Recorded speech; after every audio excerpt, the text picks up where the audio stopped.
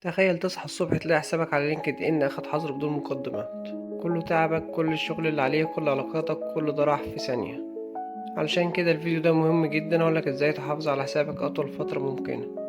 ازاي حتى لو بتأجر حسابك تحافظ عليه انه يفضل شغال بأمان. مشكلة بتقابل أي حد على لينكد إن هي الحظر، والنهاردة أقولك ازاي تتجنب الموضوع ده بخطوات عملية، وكمان ازاي تقدر تأجر حسابك أطول فترة ممكنة وتستفيد منه. علشان الحساب ده مهم جدا، احنا بنبني فيه بقالنا فترة كبيرة طبعا. كلنا بنحاول نبني بروفايل قوي ومظبوط. فأنا النهاردة أقولك ازاي تحافظ عليه أطول فترة ممكنة بدون حظر إن شاء الله. أقولك على 5 خطوات أساسية تعملهم، تابع معايا وركز جدا. أول حاجة صورة شخصية واضحة جدا واحترافية، وصورة غلاف مناسبة للبورتفوليو بتاعك. أول حاجة احنا عاوزين بروفايلك كامل بنسبة 100%.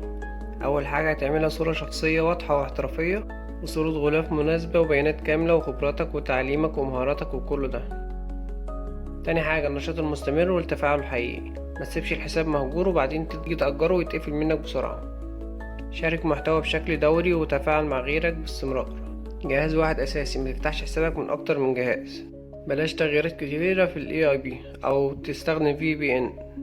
ما تغيرش الباسورد أو الصورة كل شوية غير لما يكون في سبب مهم، بمعنى أصح للضرورة القصوى. وتحاول تبني علاقات حقيقية وما تبنيهاش بشكل عشوائي. تختار ناس من مجالك تبعت لهم كونكشن وتتواصل معاهم بشكل يومي، سواء بتعليقات أو كومنتات أو شير. ما تبعتش طلبات كونكت كتير مرة واحدة. كل إضافة ابعت رسالة شخصية بسيطة للشخص اللي قبل الطلب، تبادل فيه المحادثة.